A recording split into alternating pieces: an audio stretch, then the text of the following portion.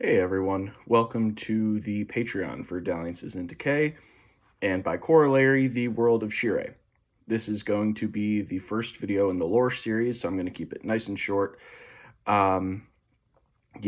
This is a world that I have been homebrewing for the last year and a half in home games, and as such, the lore is largely written bottom up around player experiences and things that have been done at the table, which is very fun. I really enjoy the writing part, which I'm going to tell you a little about, but the fact that it's been built with me and my friends is just, I couldn't be happier, couldn't be a more fun way to do this, and to be able to actually run the podcast in this world is just beyond fun.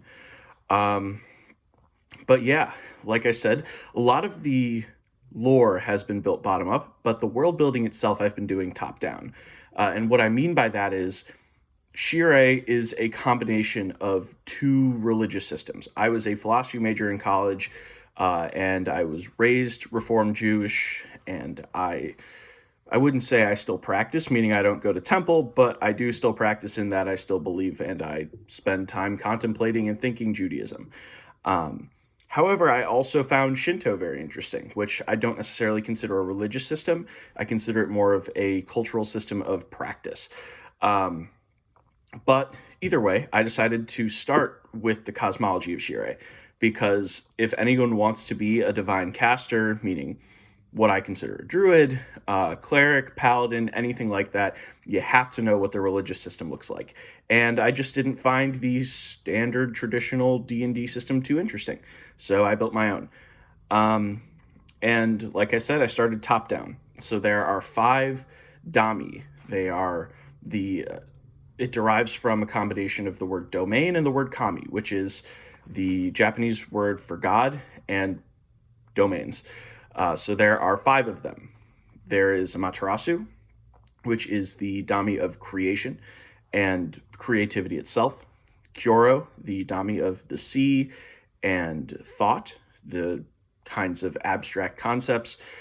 Koth, the Dami of the earth, meaning like the Terran concepts, there's no earth in this world. And steadfastness, that kind of thing. Kakravat, which is also known as the poet, which is the Dami of poetics, but also storms, because I consider storms to be the poetry of the heavens.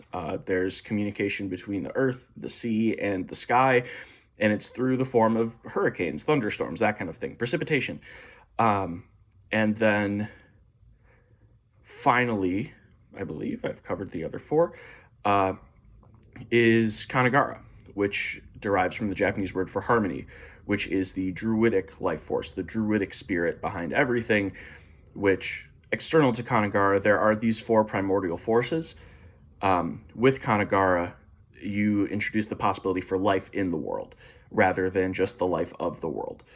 So everything derives from there, but then the next step down in the creation hierarchy, if you will, there are things that exist outside of it, and I'll get into that in a later video, but the step down from there are something known as the Tanji, and the Tanji are the tangible kami, and they literally represent different areas of the world, and they hold different personalities based on the worship given to them by the people in the world.